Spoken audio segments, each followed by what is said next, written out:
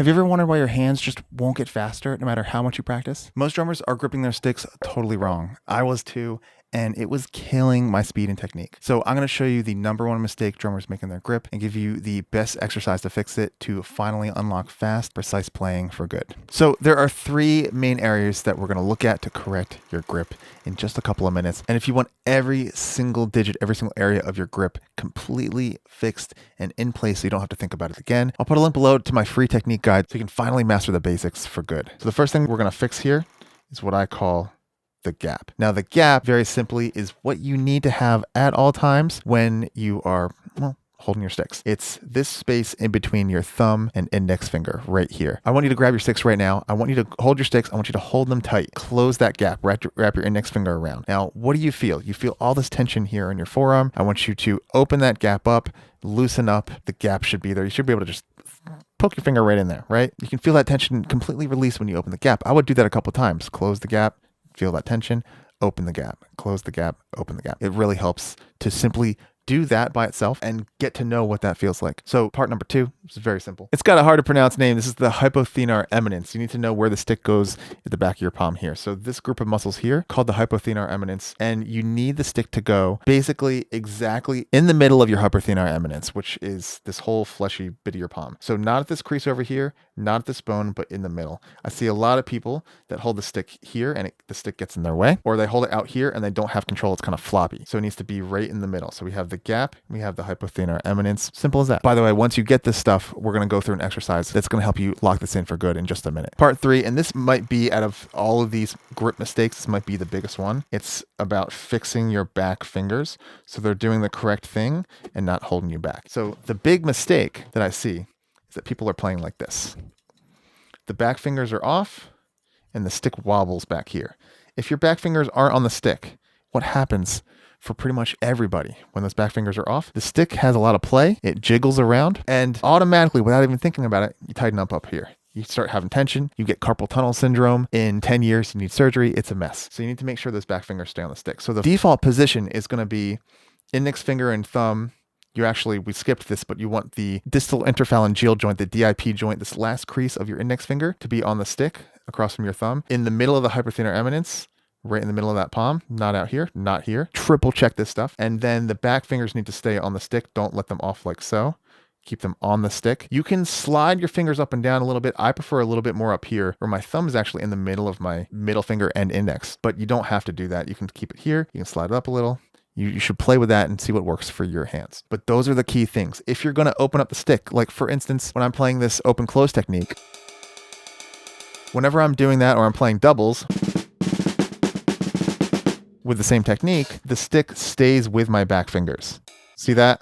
So it stays with them. It never comes off and I'm never playing like this.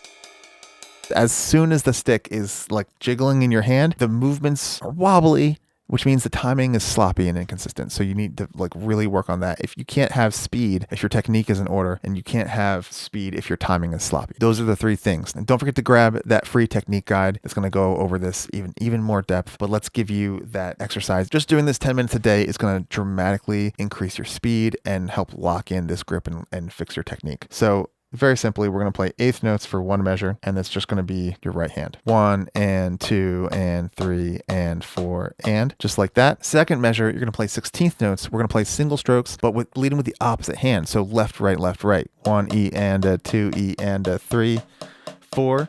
That's going to land you on your left hand. 4 E and a left hand. So that left hand is not going to play. The third measure is just eighth notes with your left hand. 1 and 2 and 3 and 4.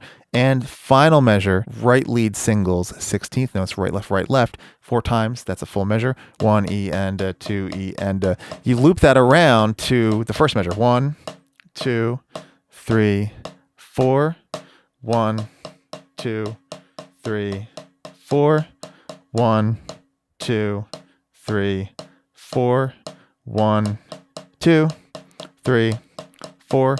It's the simplest exercise. It forces you to use your right hand just as much as your left, to lead with both of them, get comfortable with both. The key thing to really master this is, for one, just isolate just the eighth notes We can skip the full measure for the full exercise for a second and just do 8 with the right, 8 with the left, repeat it, and make sure you have all these parameters in mind. You keep the gap, you keep the stick in the middle of the palm, and you keep the back fingers on the stick.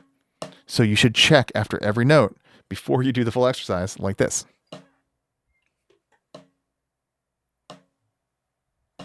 Like poke your head down there and check all this stuff and make sure it's there. Do a couple and look away, look back. Is it still in place? If the gap closes, you should not be doing this exercise. Watch the full technique video that I'll link below. But when you have that in place, here's the exercise. You can do it right along with me. We're going to do this at 60 BPM. You can do it right along with me. And here we go.